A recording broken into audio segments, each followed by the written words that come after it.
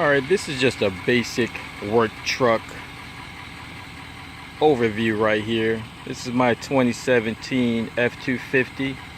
Has the 6.7 liter in it. It's an XL package, so it's definitely basically a work truck, but it's all I need. And it serves its purpose. It has all the power that I need, the capabilities that I need, and it does the job well. Now, this video is not to bash anyone who spends $60,000, $70,000, $80,000 on their truck. I'm not here to do that. That's not my purpose. But this is just to show you that this truck has everything that you need inside. All the room, the big back seat that you have in all the other trucks. Plenty of storage underneath. It's packed right now with stuff, but hey, I use the truck.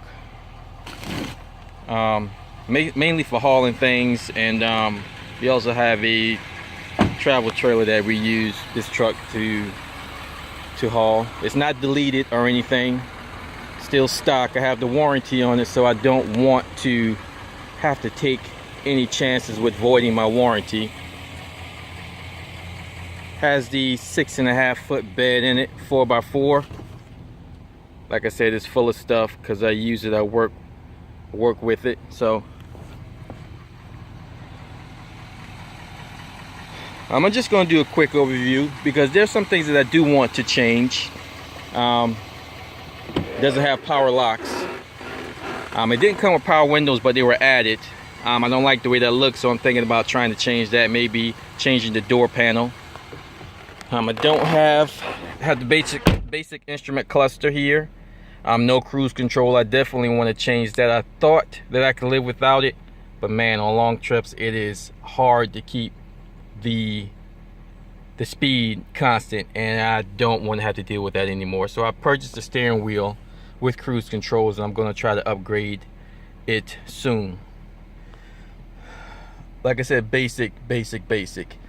But everything that I need to monitor, I use an Android tablet with the ForScan mobile app, and monitor my engine coolant temperature, my engine oil temperature. This is the distance since the last oil change. Some of this stuff I monitor occasionally, and I'm trying to figure out exactly what their purpose is. But so not all of them I monitor. The ones that I do monitor all the time are my EGTs. So these are my EGTs here up till 14 here, and I also monitor my DPF regen percentage and the soot percentage right here.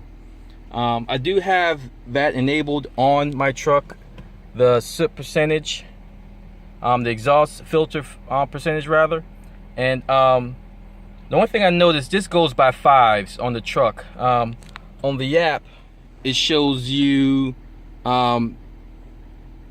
every increment up until 100, and I have verified that when this reaches 100, that is also 100, and that's when the truck asks for a regen. One thing that I've also added, and I've done this with ForScan, is the ability to enable or disable auto regen. It's check marked now, so that means that it is enabled. I can select it and it says exhaust cleaning off. That light on the tachometer comes on to let you know that it's there, and each time you crank the truck up, it also lets you know that it's off. So I'll acknowledge that and put it back on again. I use it every now and then. If I know that I'm not in a position to do a full regen, I'll turn it off until I get on the highway or so. But most of the time I just let the truck do its own thing. Usually I stay here with my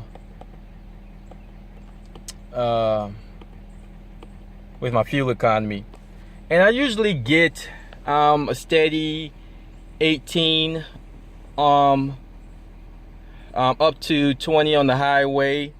All around, I don't know about the city, but all around I probably get about 16, because I do a lot of city traveling sometime, which I try to avoid. I try to stay on the highway more so than not. But when I'm towing and we're on the interstate, it's probably at most 11 miles per gallon, sometimes 12. When we're doing hills and things like that, you know, of course it goes down. But another thing that I want to change is my stereo here. I'm going to upgrade this and get one that has a backup camera. And I have seen an OEM style Ford tailgate backup camera that I'm going to purchase, and I'm going to add that in. But other than that, man, it's good to go. I'm very, very happy with the truck. I don't have any regrets for purchasing it. I saved thousands of dollars doing so, and I still have a warranty. I bought it with used. It had 34,000 miles on it. I put about 22 on there, and this is in 1 year because we've been doing a lot of driving. But overall, I'm satisfied. Like I said, it has all the room that I wanted, all the capability that I need. And again, this is not to bash anyone who spent more money on that truck, but it's just to say that, you know, with the basic work truck, you can still get those capabilities for towing, hauling, and save a whole bunch of money. And another thing is that you can see here, and I verified this with weight scale, my payload capacity is 2,600 pounds. You know, and I've noticed a lot, especially when I was shopping around, that when you have a lot of the other upgrades and options on your truck, it does make your payload suffer. I'm not sure why. I don't know why that, you know, a navigation screen and things like that will bring down your payload. But I guess because you just don't get a navigation screen. A lot of times when you get a truck, the packages come pre-built and you just can't get one thing and the other. And when you pre-build packages, it adds on weight and it drops your payload. And I didn't want to suffer for that. But, you know, I'm not saying that all trucks with those packages have a lower payload. I don't know, but those are just the ones that I have observed.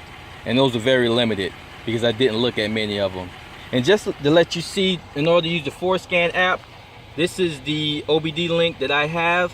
I know there are others out there, the Chinese knockoffs and things like that, but they are such a pain to deal with. This one, plug and play, and had no issues with it. And it also works with the ForScan desktop application.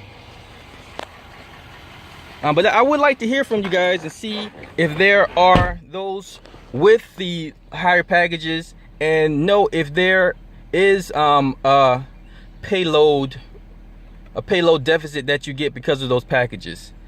Because like I said, I don't want to spread rumors, but that's just what I've observed.